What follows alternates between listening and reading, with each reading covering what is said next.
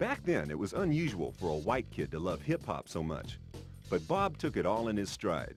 Bob was musically inclined from the first time that I met him. I also took breakdancing from him at Pat Morgan's School of Dance.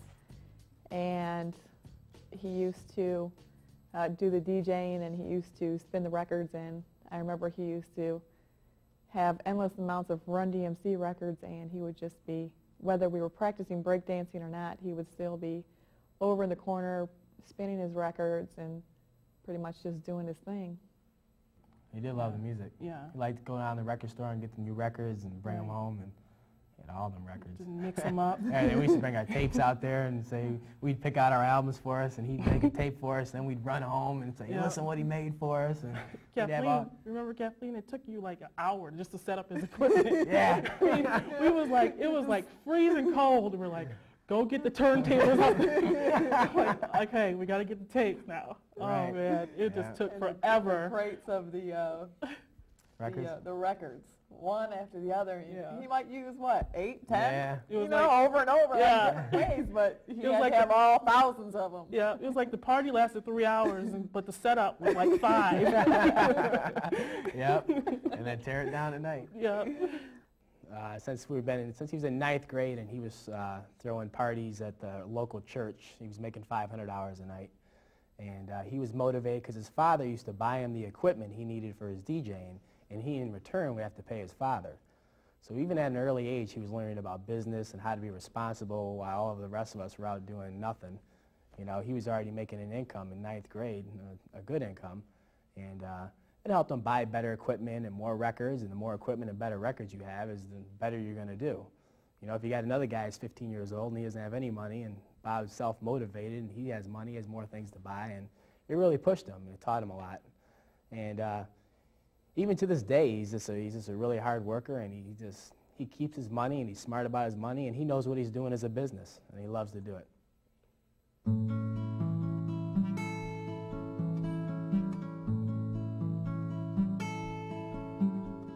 The video for Cowboy was a homage to Smokey and the Bandit. It starred midget rapper Joe C. and Gary Coleman. This icon of white trash life was retired after 13 weeks on MTV's Total Request Live. But it's part of Kid Rock's appeal that he doesn't try and pretend to be a ghetto gangster. Along with Eminem, he's embraced and glorified white trash culture, approaching his hip-hop with a healthy sense of humor and lots of respect.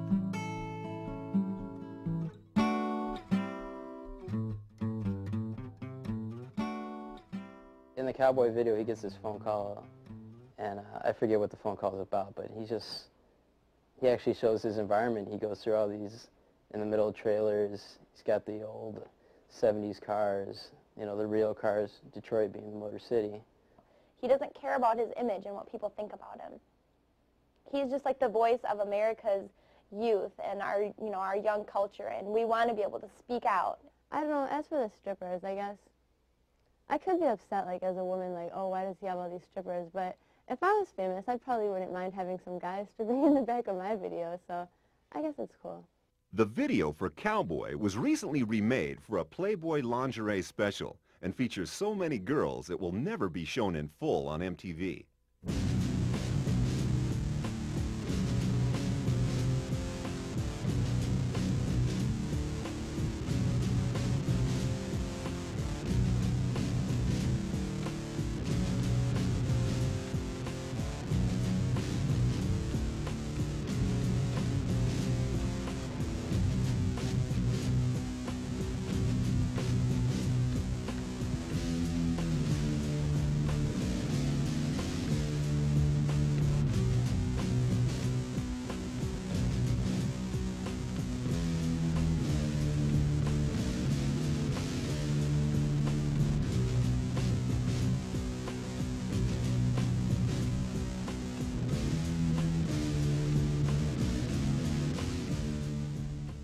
Oh man, he's living every guy's dream right now. I mean, you know, he's a rock star. He does what he loves to do for a living. He gets to chill all day, work all day, make a video, write a song, hang out with some hot women all day, and then, you know, go play a show at night, you know, drink his beers, just wine, whatever, you know, and just he can do what he wants, and that's just, you know, the way to live your life. It's awesome.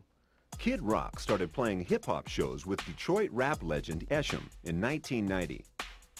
This is the Voodoo Lounge, where the early gigs took place, and where Kid can still be seen when he's in Romeo. It's been about 8 years. We met through mutual friends. And he had a concert at, I think it was Oakland University. It was a small show, small, very small. And we all met at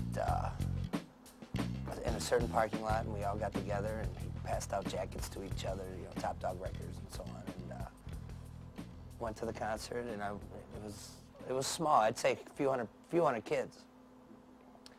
And I didn't know what to expect, you know, or whatever. He's just like, let's go to the show. And I wound up being one of the dancers on stage, and part of the, you know, it was like I was a rock star for half a second, but it was still little, but it was fun. In the beginning, he was quiet. You know, he was quiet. He didn't talk much, you know, when I first met him. I think he's kept it real. He's doing just fine. He hasn't changed. He's the same person. Recently, you know, with Kid Rock's success and so on, the Voodoo's become, it's been put in the limelight, more or less, you'd say, because people know that he hangs out here. You know, I couldn't believe that I got that plug through Rolling Stone to Worldwide Magazine.